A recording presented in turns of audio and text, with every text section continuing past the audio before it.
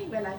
Alright. Hi everyone, good afternoon. Welcome to our Alvernia Live Chat. We are now currently live across Facebook, Instagram and TikTok. So my name is Ping T. I'm a clinical psychologist and a perinatal mental health specialist with Mount Alvernia Hospital. So recently we also had an Alvernia Psychological Health Center that opened up. So I'm really quite happy that you guys took your time out from lunch to join us in this conversation today. So today our topic will be about understanding psychotherapy, how talk therapy supports your mental well-being. So I'll be sharing and answering some of the questions. So leave any questions in the chat function and I'll try my best to get to it today later. Yeah? Okay. So just maybe a quick background about myself. So I've been a clinical psychologist for close to 12 years already. So now that Alvernia Psychological Health Center has recently opened up, I'm a clinical psychologist there as well. So there is both the inpatient as well as the outpatient. And some of the cases that we have seen so far are also things that I think Singaporeans generally experience day to day, right? So we do see a lot of patients coming in with anxiety symptoms, sometimes a bit of depressive symptoms as well.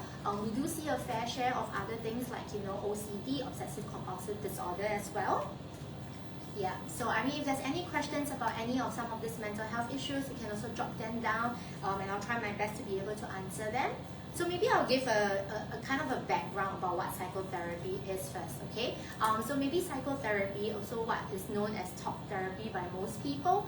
There's always a lot of misconceptions and myths about it. Like people always say oh, isn't it just like going there and talk to someone? Why can't I just do that with a friend? Why do I have to go see a trained professional to do it, right? So talk therapy, right? I mean, yes, it is talking to someone, but it's also understanding the element, right, that when we are doing it in our sessions, it's more so about creating a very safe and supporting environment.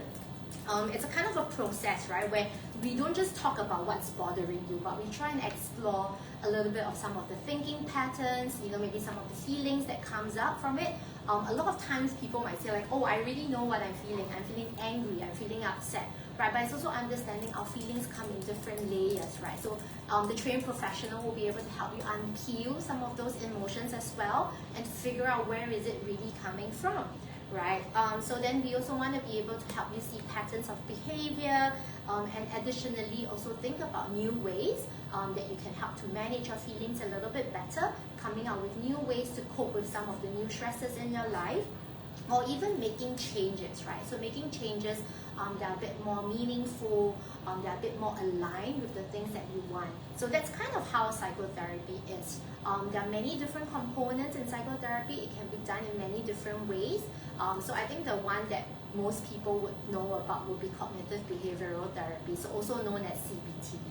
So CBT is really being able to help you recognize maybe some of the kind of unhelpful thinking patterns that maybe all of us have, and I think if you kind of just reflect about it as I'm talking, all of us grow up with certain sort of thinking that we may have one time thought hey, why do I think that way? I should stop thinking that way, find other ways. Yeah, so it's kind of really being able to understand how our thinking patterns are, and then trying to come up with ways either to change them or to make better changes to our life. Okay, we just got a question in. So I think this is quite similar to what I'm really talking about. So someone asked, how many sessions does it take usually for people to start feeling better about themselves? So I think this is quite a common question that we always get from our clients or when they first see us, right? But I can't really give there is a fixed time schedule, because I don't think therapy works in a very specific program. So it really has to depend on what is the situation that the individual is going through. We do have people who come in and maybe they start seeing a little bit of changes, right? So what I mean by changes, it could be, they feel a bit lighter, they feel like they're a little bit more in control. Sometimes we see that happening in maybe 6 to 10 sessions, right? But for other people, let's say if it's something that you have been struggling quite a lot with throughout your life, it could be something that has been stemmed from family issues or even childhood issues. So those issues, right, if it has been around for a bit longer, then it also takes a while for us to be able to kind of unwrap it a little and try to think about how to move forward. I think if I think about it, right, it's a little bit like when we fall sick. When we do fall sick, we catch a flu, there's different strains of flu viruses, right? So it's not just kind of like, oh, you take medication and it's done. Sometimes it takes other things. It takes time, it takes certain resting, certain commitment to want to do better, right? So the goal is not to be able to fix everything, right? But it's also to see about how we can slowly move towards, gradually, towards the life that it's a bit more meaningful for you. Okay, so we have another question from TikTok. So she asked, how do you know when to seek therapy? So I think it's to think about, right? So there are many reasons why people come for therapy. It ranges, it's on the spectrum, right? It ranges from some people who feel like there's this feeling I'm kind of like a little stuck in life. I don't really know what I want to do with my life anymore. I feel very jaded from life. I feel like, every day waking up, it's just not fulfilling, right? Sometimes people go to therapy to work on what we call a bit more of the less intense sort of issue. Maybe it's just figuring out a bit more of the values, right? Is what you're doing now aligned with the goals you want for yourself? It could be a bit more of considering like, is there something in my life that's, kind of draining me, right? So being able to identify some of that could be reasons why people come to therapy. And then we also have other issues, like maybe people start feeling like, oh, there are some things that I can't seem to get to it, like, there's some form of functioning that's being impaired, whether is it going to school, getting to work, right? It's quite severe, and I see it, bothering people around me. Like, I see my relationships suffering a little as well. Like, people keep commenting, hey, you feel a little bit off today, you feel a little bit different, right? So you've been hearing things like that, that maybe tells you, hey, is there something else that might be going on? And perhaps, it's sometimes you don't have to come in straight like, oh, it's a therapy session, but you could potentially kind of reach out, to maybe a mental health clinic, to any trained professional, and kind of do like a question, right? Do you feel like this is something that, that I could get, help with, right? So that might also give you an idea, of what, whether you need to see somebody for therapy. Okay, there's another question coming in from Instagram as well. So what's the difference between CBT and DBT? So I guess you probably have read up quite a bit on CBT and DBT. So CBT is known as cognitive behavioral therapy. DBT is dialectical behavioral therapy. So they are both in a way quite similar because we look at behavioral patterns, right? We look at certain sort of thinking patterns. But what CBT is really the cycle. So we look at it like in the triangle, right? In CBT, we always talk about the triangle, which is your thinking, your feelings, and your behaviors, how they are interlinked, and which piece is sort of like, issues stemming from, right? Is it our not very helpful thinking, or maybe, the very intense feelings that we are getting? So we'll work on those two different components, then to think about how would that affect our behavior, how can that help us change, our behaviors. Whereas DBT is that dialectical behavioral therapy. So we talk about, two ends of it. So a lot of times, sometimes people come in with very, the very kind of all or nothing sort of thinking. It's either good or it's bad. So if I don't do well in life, I must be a failure. So we want to talk about how things are always dialectical. There's always two ends to it. And to kind of understand, like, you don't have to think this way or that way, but there are always the in-between, what we call the middle ground, right? So dialectical behavioral therapy focuses a lot on that, which is why DBT is also very helpful, for people who struggle a little bit more with a certain sort of rigidity, things that are a bit more of the inflexible thinking, to help them be able to get that middle ground as well. Yeah, so that's kind of like CBT and DBT. Okay, for those of you who just joined us, welcome to our Alvernia Live Chats as well. My name is Pinty. I'm a clinical psychologist with the Mount Alvernia Hospital. I'm really glad that you guys have taken time out from your lunch to join us in this conversation. If there's any questions about mental health or mental wellness, or even like, how to seek help, therapy-related questions as well, leave any questions in our chat function and I'll do my best to get to them. Okay. There's another question. I think this came from an earlier Instagram question as well. So this individual have asked, how do I open up easily? Because I'm an introvert myself and I find it difficult to talk to someone who I've never seen before and tell them about my problems. And I agree with you, it's never easy to open up to someone new, right? It's like this person is entirely a stranger. You're coming into a room, right? And you're expected to share all your life stories or all your struggles with this person. It's definitely not easy, right? And I think that's the idea of what talk therapy is. The first session, a lot of times, you don't really have to get to the main part of the problem. It's really trying to understand who this person is going to be. So we talk a lot about rapport building, building up that therapeutic relationship, right? Sometimes it can be just to share, like, what is it that brought you there? What are some of the things that's leading up to you wanting to speak to somebody? Or it can be just like, I feel awkward, and maybe it's like I need to talk to somebody about why I'm feeling so awkward. And I think therapy is thinking about the idea that it always moves at your own pace, right? So a trained professional will never rush you to kind of be like, no, if you're here, you got to tell me about what's bothering you, right? A trained professional will never rush you. You always go at your own pace. Even if you feel uncomfortable to really talk about it, during like the therapy sessions itself, we also use other modalities to help you be able to express yourself a little bit better. So some of the things that we have done with clients, with patients, will be things like art as well. So maybe we use art as a medium, get you to think about colors, right? Sometimes we use narrative too. So you can write letters, we can draw comic strips. So there can be different modalities that sometimes we use to get individuals to kind of be a little bit more comfortable first, right? So because that therapeutic, safe and supportive space is very important for the therapy progress.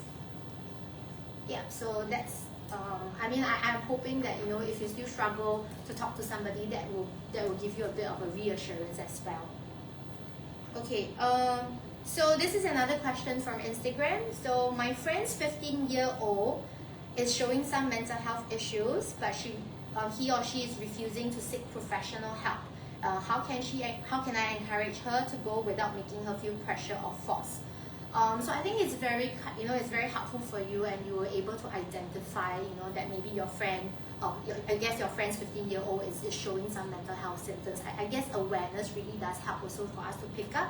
I think it's also whether this 15-year-old, what's the barrier? I'm wondering why this 15-year-old might struggle to kind of go for professional help. Is it worry about stigma? Is it worry about judgment? Like, what are some of the underlying maybe resistance?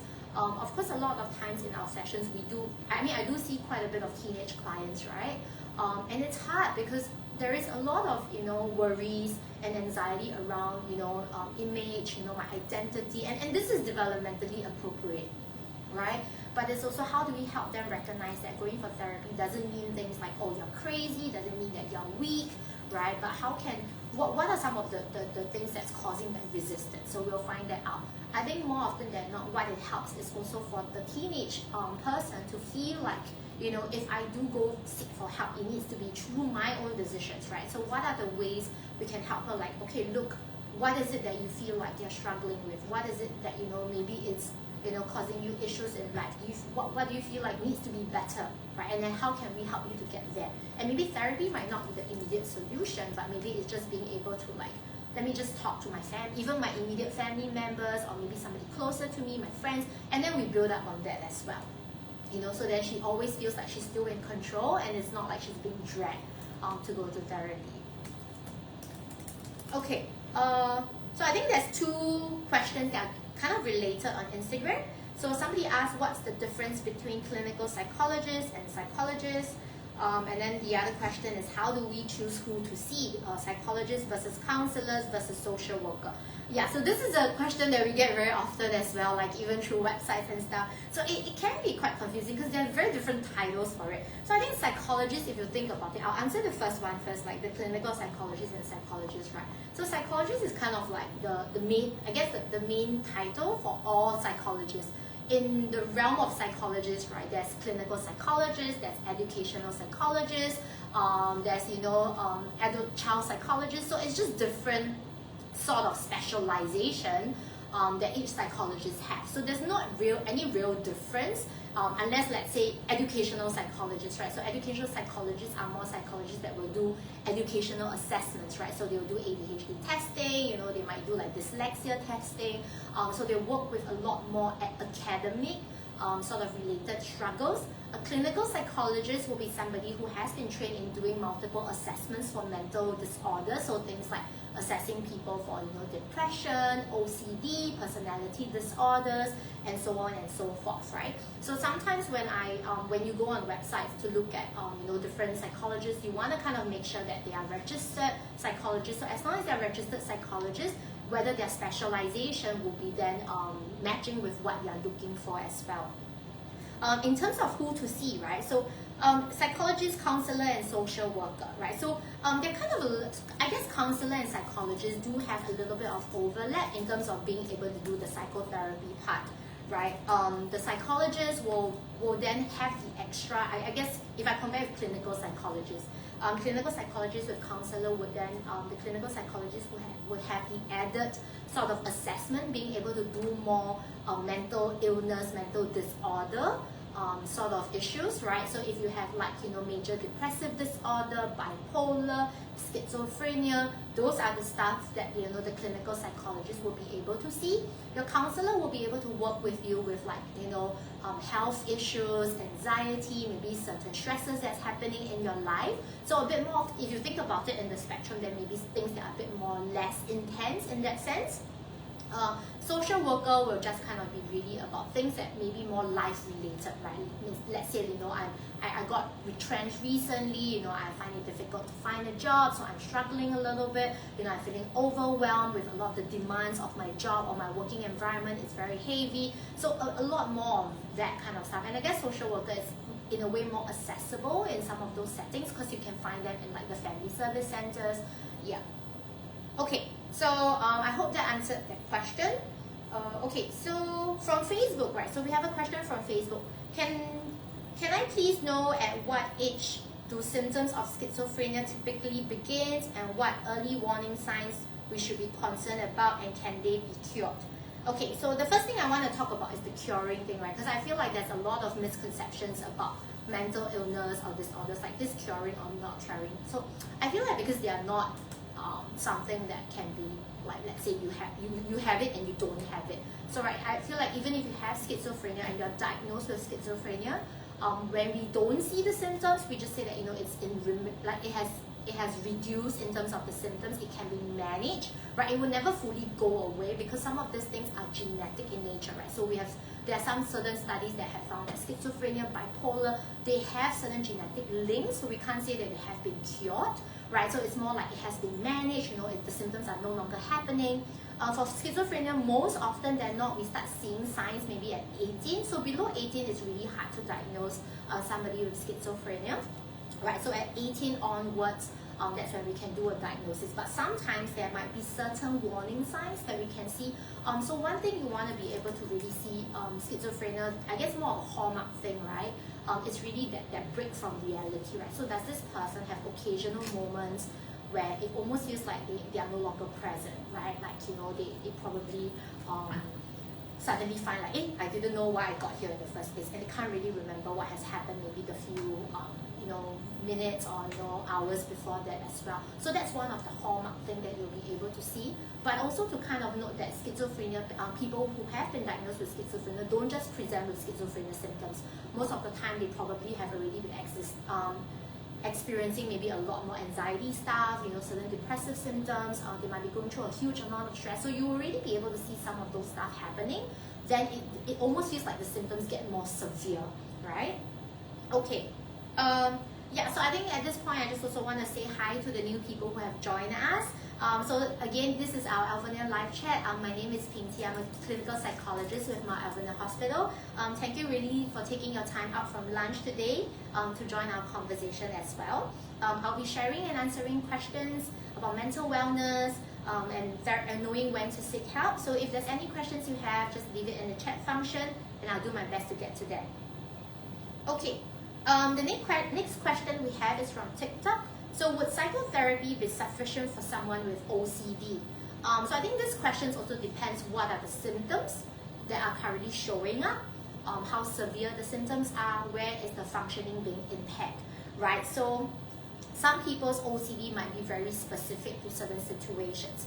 And sometimes, let's say if they choose not to go for medications, they want certain psychotherapy, it can be done, provided that the person has sort of that motivation as well as that awareness and insight on what needs to change. The thing with OCD sometimes is patients might struggle to find that it's a problem, because to them it's like, no, I need to do this, and this is the only way it makes sense for them. So if the initial awareness is not very clear for patients, it may take them longer to be able to come to that realization.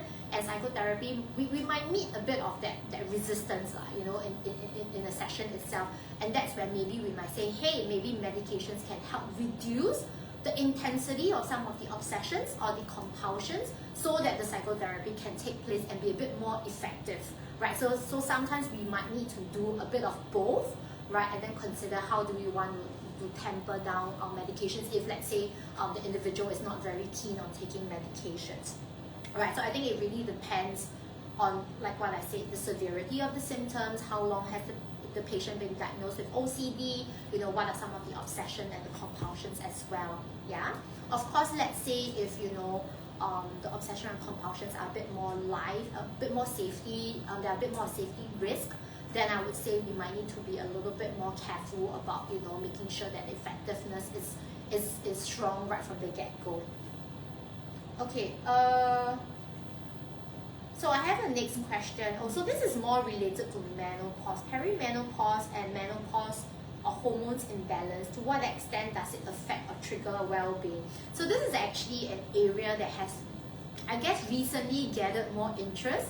There have been a lot more conversations about this, and I do think, yes, it does affect and does trigger mental well-being. I think if you think about it, right, in our life development, any points where there's changes in hormonal, whenever there's hormonal changes, it does trigger a lot of our mental, I guess it's just a period in time where it's a bit more stressful, it's a bit more overwhelming. So if you think about, like, you know, children going into teenagers, right, the adolescence period, right, puberty, going through puberty, that is the change in hormonal as well, right? So when they go through that, we always describe teenagers like, oh, you know, they are so angsty, you know, they have so much changes in emotions, they feel like, you know, their emotions just swing from one end to the other, they go through mood swings, right?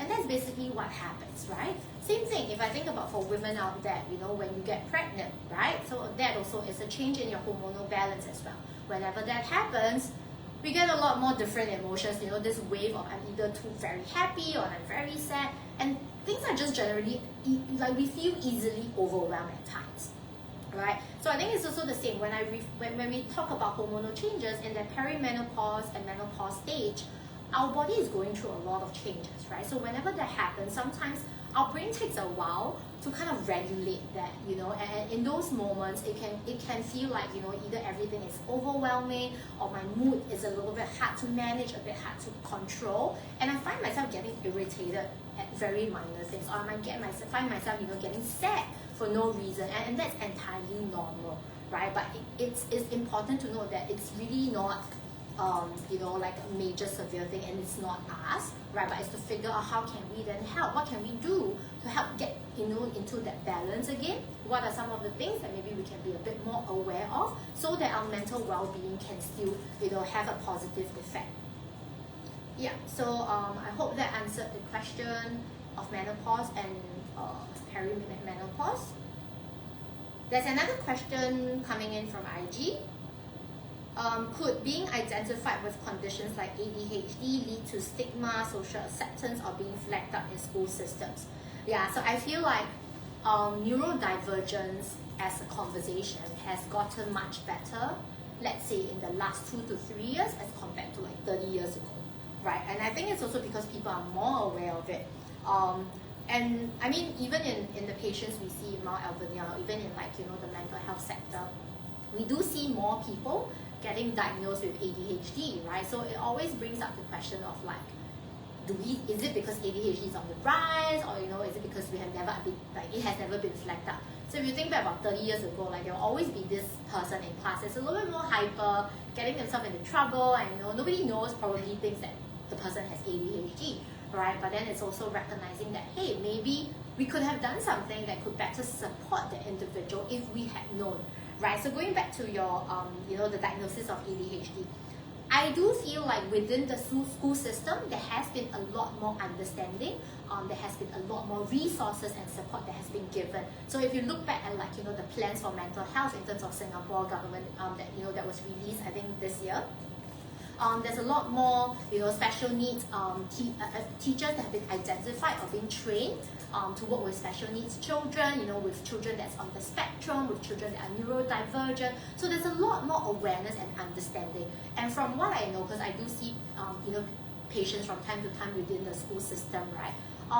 They can easily say like, there's 2 to 3 kids in my class that has been diagnosed with ADHD, right? So it's something that's a lot more common and a lot more being talked about. So I feel like the social stigma has dropped.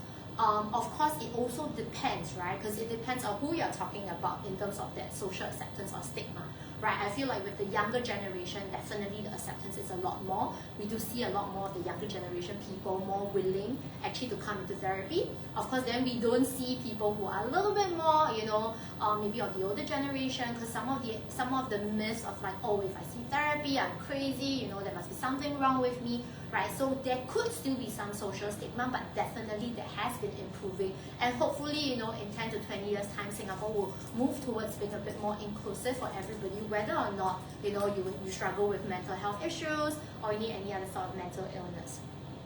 Oh, so we just actually have only 5 minutes left to our time today. I think I really appreciate you guys for being so active and so forthcoming with your questions. I can take 1 or 2 more questions, so feel free to leave any more comments right now. Okay, so I think there's another question coming from TikTok in terms of how effective is psychotherapy in addressing mental health issues such as anxiety and depression. So I've talked a little bit about psychotherapy for schizo. Okay, so I think generally for a therapy to be effective, the first thing is the individual needs to be very committed to therapy, right? So when the individual do come in for therapy, if you're committed, you feel like this is something I want to work on, you have a good relationship with your therapist.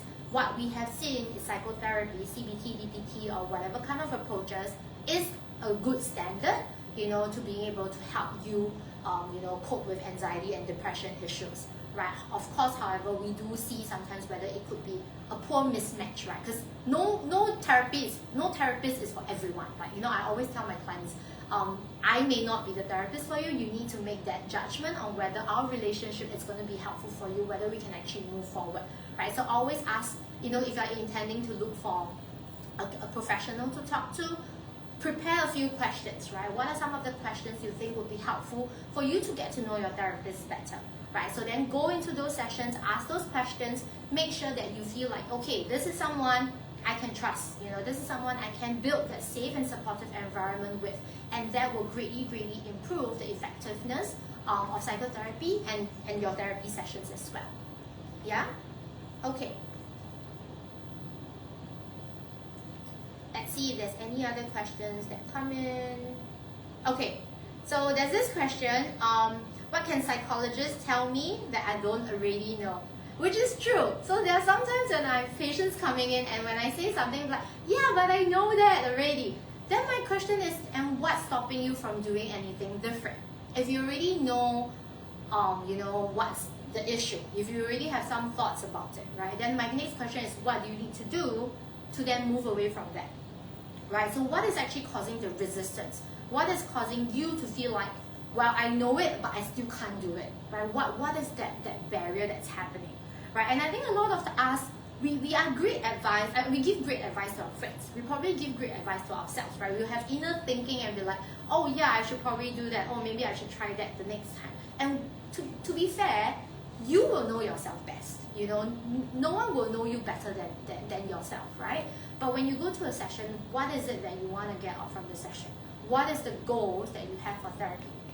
Right, and if you already know all the things that your psychologists have told you, then how far are you from the goal that you want to achieve, right? Then how can your therapist help you get to that goal? What are some of those things, right? So I think one thing that I kind of want to talk about is that sometimes maybe we know ourselves enough, but we don't recognize patterns, right? We may be a little bit more, I guess, sometimes in denial, sometimes maybe not having enough clarity to see that, hey, this is a pattern, So it's almost like going into a session is for your therapist to be able to help you see yourself with a little bit more clarity, and so that you can think about, okay, what's my next step then? How do I move towards, you know, the goals that I want? Yeah, and so that's the last question we have for our live chats today. So thanks for joining us. I had a lot of fun answering all the questions. I hope you guys had fun too. In case you missed any of the segment, we'll share some of the cut downs in social media as well. If there's any other specific questions or you need any sort of specialized advice, feel free to reach out to us at Mount Alvernia Hospital. Right, so the Mount Alvernia Psychological Health Center just recently opened as well. And you can look out for our next live details on our social media. And please follow us on our social media account like Facebook, Instagram, and TikTok. Thank you so much. Bye.